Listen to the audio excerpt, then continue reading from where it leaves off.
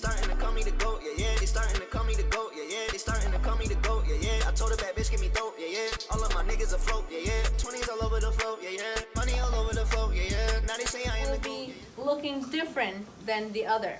Some will be a little bit more, some will be a little bit more mild. So it all depends on how much you're lifting your fingers away from the scalp or how much you're lifting the hair away from the head. That's all that's going to come down to. Either way, as long as it's a low elevation, doesn't really matter if it's exactly 45 or 35 or 55. It can actually be even 15 and still be, you know, perfectly fine. As long as you understand exactly how to fold your fingers as you do this. So I'm going to take my first subsection. If you guys parted, please just have a seat and just try to focus on me as much as you can, because I'm not going to lie. I'm going to say the truth that 45 will feel like a completely different haircut to you. What goes on the interior and the exterior, always your baseline is going to be your 0 degree. Okay? Either is all one length, or shorter in the back, longer in the front, or longer in the back, shorter in the front. No matter what your baseline is, it's always going to be in a 0. Your finger's always going to be close to the head, just like we did on Kyle yesterday, right? Yes. So, now notice with your mannequins, if you see that you have a good length on her, it's not really being cut that short, you can do a brand new baseline on her. Like, again, don't go too much because like you want to, you know, do a lot more 45s on her. So I'm going to first establish my baseline. Really simple. I'm going to do my another, I think this is ½ inch. 0 degree, holding my fingers parallel to the part.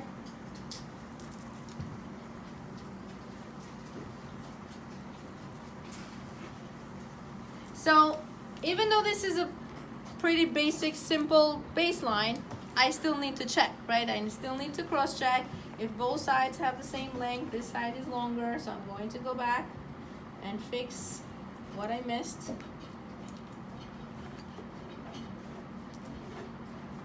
Because at the end of the day, this will still be your guide for your next section, okay? Even though the hair is going to be lifted after, but this is still going to be your guide, bless you. So now I have my good length on both sides. I'm good to go, okay? Now my next subsections or parting, that's where I'm going to start my low elevation, okay? You do not start the elevation on the same exact part that you did your baseline, okay? You need to preserve your baseline, not recut it. So, taking my next parting down. We're using straight horizontal parting, not any big fuss about it. Just make sure your partings are clean, they're straight, they're even on both sides. Now I'm going to show you two options, two versions of cutting this. And I'm going to be honest and say that one of them is my favorite. I incorporate both, but one of them is definitely my favorite when it comes to low elevation. It tends to give me a little bit more ease and control over the hair as I do it, okay? Because low elevation tends to be a little bit tricky. Like you're cutting only the area that's right next to the neck. When you're doing shorter versions, it's like a little bit more hard. Now you can lower the mannequin a little bit. You remember with the 0, like you couldn't move the head because you want a straight line. You can lower a little bit just to kind of like make it a little bit more easier. Again, not here, okay? Just slight, okay? You can keep it straight, whatever, but it's not like a horrible mistake if it's bent a little bit instead of horizontal or diagonal, okay? So what is vertical partings? I'm going to go right in the middle and take about approximately, it's about ½ inch thick piece. Push this to the side. Always helps when you keep your hair wet because it kind of like gives you a little more control. So I'm going to take this and I'm going to start combing it away from the head. That's kind of like the you know, lifting the hair away from my head. You want to be patient when you do this, okay? Because it gets a little bit more kind of like harder. So, option number 1, okay? You can use palm to scalp to cut this. You can use palm to palm. Either way, both acceptable.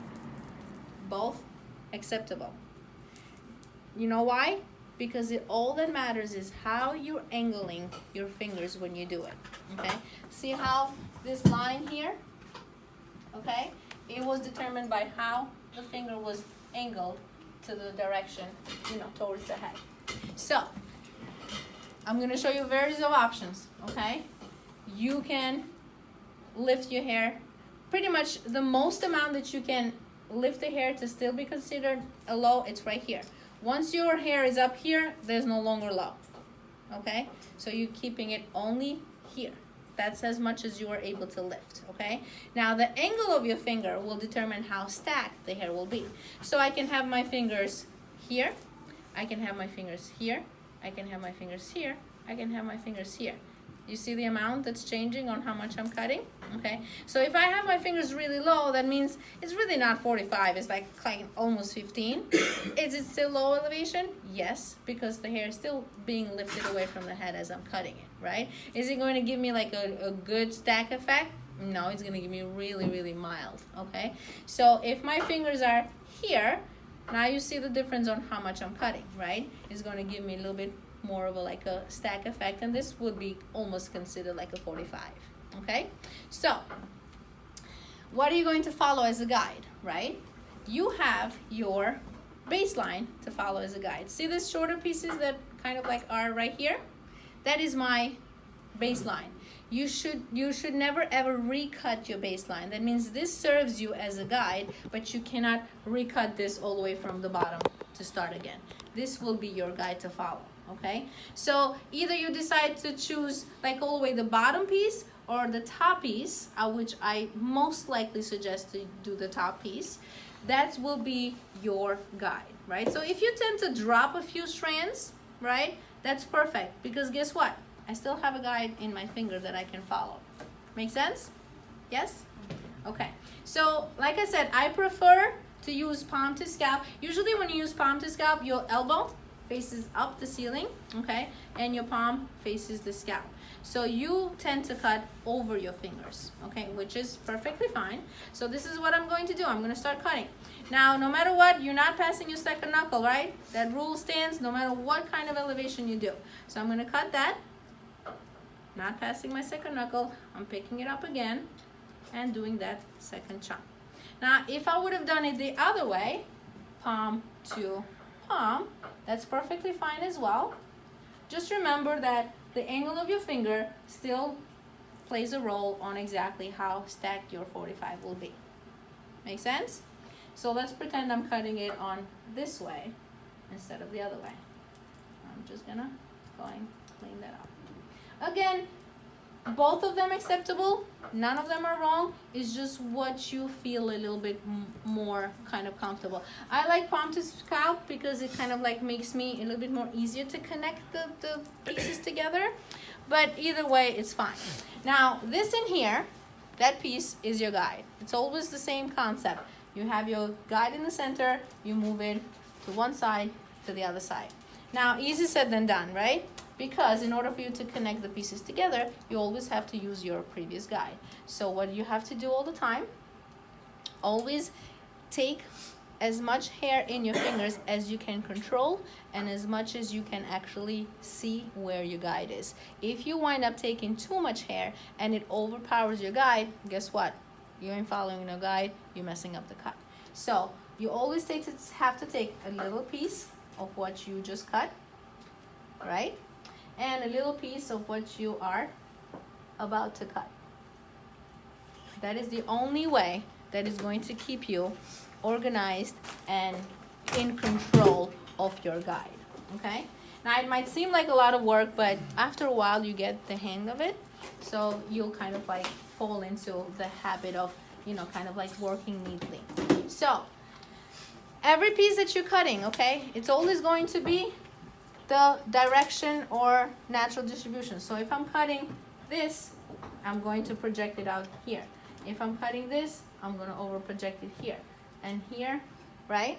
There is no moving of my fingers here or here. If I'm cutting here, I'm bringing it straight out to that area. So right here, I'm going to show you where my guide is. And remember when I told you before that you start seeing two guides now?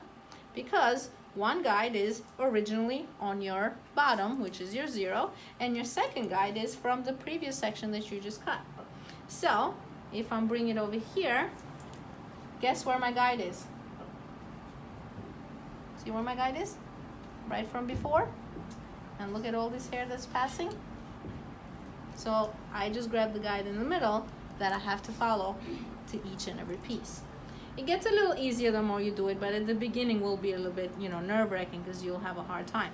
Again, if you pick little pieces or little thin sections at a time and you combine the perfect amount of guide and the new hair, you'll be fine. If you get too overwhelmed and too excited with too much hair, that's when you get lost. So I'm moving by grabbing a little bit and a little bit. Now, am I using traveling guide now? Am I using travel or stationary?